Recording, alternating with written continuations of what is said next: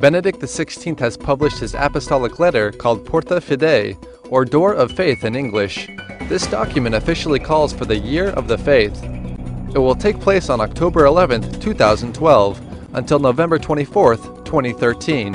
It's set to coincide with the 50th anniversary of Vatican II. This apostolic letter emphasizes that believing is not a private matter, and that faith has a social responsibility. Benedict XVI invites Catholics to actively engage on behalf of the new evangelization to rediscover the joy of believing and the enthusiasm for communicating the faith.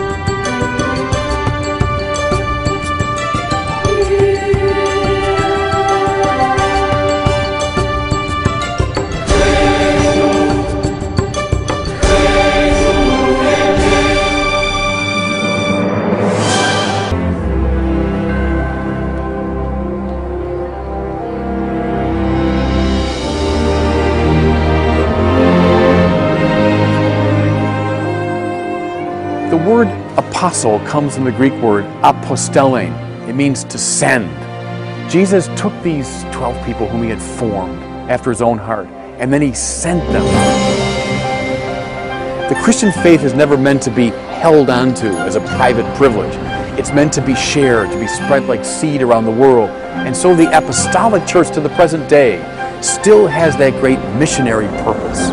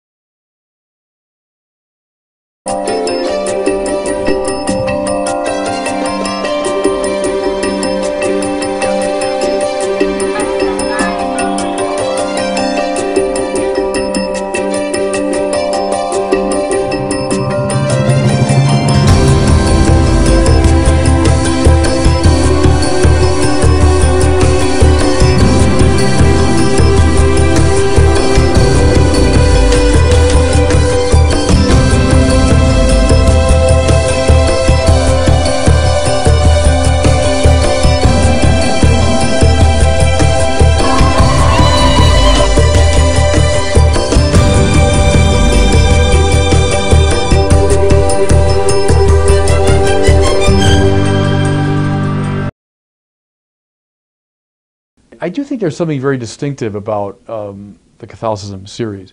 It's not, for example, a Bible study, though the Bible finds its way into it, of course. It's not a history of the church, not a chronological presentation of Catholicism. It's a thematic approach. It's looking at the great themes of Catholic life.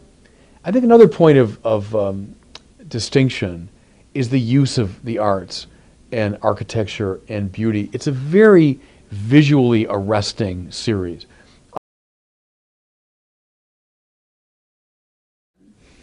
Yes, I feel very strongly that we're going through a painful time. I would say clearly the most painful time in American Catholic scandal has affected us in profound ways. It's a real tragedy. The church has to respond to it. I have no ambiguity about that. At the same time, I don't want the church reduced to scandal. That's what bothers me now when I see so many presentations of Catholicism. It's as though that's the whole story. Well, it's not the whole story. You know, we have a 2,000-year tradition of spirituality, sacraments, art, architecture, theology, prayer, the lives of the saints. all of which witnesses to Jesus Christ. That's the power of the Catholic thing. And I don't want it reduced to our current problems, as real as they are. I'm not trying to marginalize them for a second. But I don't want to reduce to that. And I think this series, especially now, can reinvigorate Catholics and maybe reconvince Catholics that there really is something rich, textured, beautiful, true about their tradition.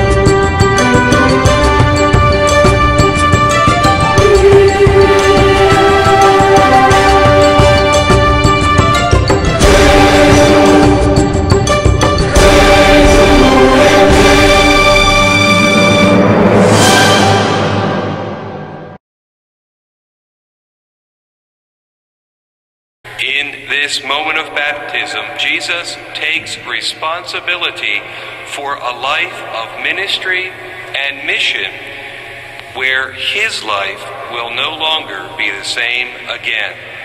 A very fitting context, as this weekend I begin with you a ministry together that will change our lives and will make us never quite the same again.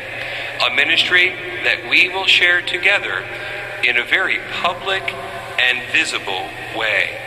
We heard as well in this first reading, the scene is described as one where the people were gathered in the home of Cornelius. And what is a home, after all, but a place where personal connections and human relationships are cultivated, grown, nurtured, and developed.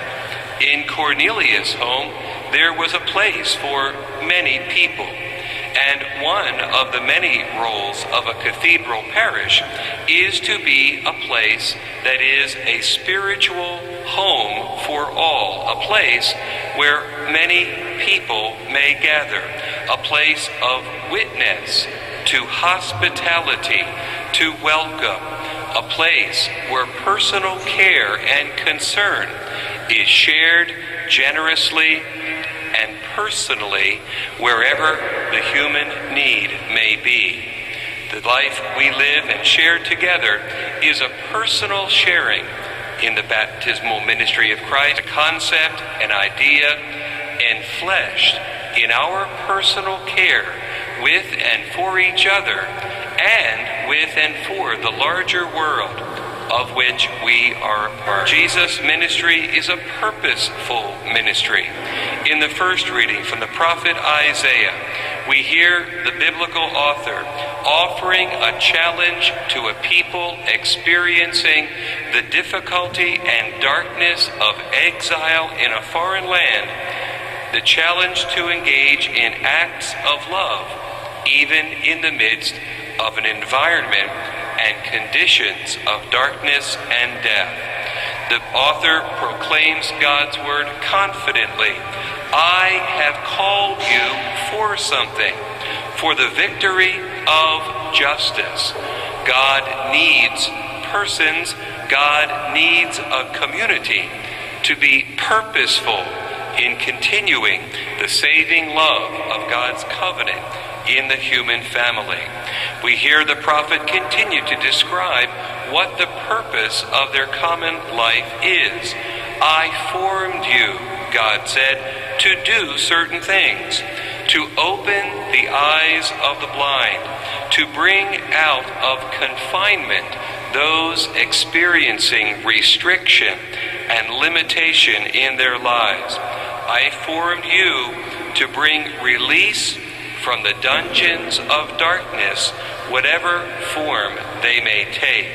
God's people then, and us, God's people now, are called to be a purposeful people, a people who serve as living instruments of God's saving and redeeming love.